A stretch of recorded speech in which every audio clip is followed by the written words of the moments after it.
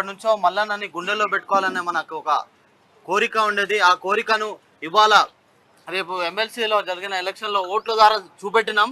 అదే ఇప్పుడు ఏమంటారంటే మల్లన్న గెలుపు అనేది లాంఛనం, అది ఇక దానికి తిరిగే లేదు. కాకుంటే వేరే వాళ్ళు అది ఇది అని సృష్టిస్తున్నారు, కానీ ఇప్పుడు సాయంత్రం రాత్రి వరకు మల్లన్న గెలుపు అనేది లాంఛనం అయిపోతుంది. దీని గురించి ఎవరు ఏ మీడియా చెప్పినా కానీ నమ్మకండి.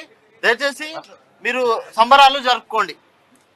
అంటే ఎట్లా నల్గొండ జిల్లాలో మల్లన్నకి కొంచెం తక్కువ పడ్డాయి నల్గొండ కాన్స్టిట్యూన్స్ లో. ఈ కోణంలో చాలా వరకు అంటే కాంగ్రెస్ వాళ్ళనే మల్లన్నను బ్లేమ్ చేయడానికి, ఇక్కడ ఎమ్మెల్యేలను బ్లేమ్ చేయడానికి చాలా మంది కొన్ని కేసీఆర్ ఛానళ్ళు కుట్రబండి చేస్తున్న ఈ చర్చను ఏ విధంగా చూస్తారు?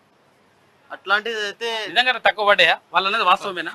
అన్ని రౌండ్లలో మెజారిటీ వస్తుంది, అన్ని రౌండ్లలో మెజారిటీ వస్తుంది, కరెక్టే. కానీ కాకుంటే ఏంటంటే మల్లన్నను చాలా దుష్ప్రచారం చేశారు. దుష్ప్రచారం చేసినప్పటికీ మేమంతా కాంగ్రెస్ కార్యకర్తలం, యూత్ కాంగ్రెస్ వాళ్ళం అంతా కష్టపడి మల్లన్నను గెలిపించాలని ఒక 6 నిమిషాలు కృషి చేసి మల్లన్న కృషిలో మేము ముందుండాలనే భాగంతో పనిచేసినాం. అందుకోసం మల్లన్నను గెలిపిస్తున్నాం.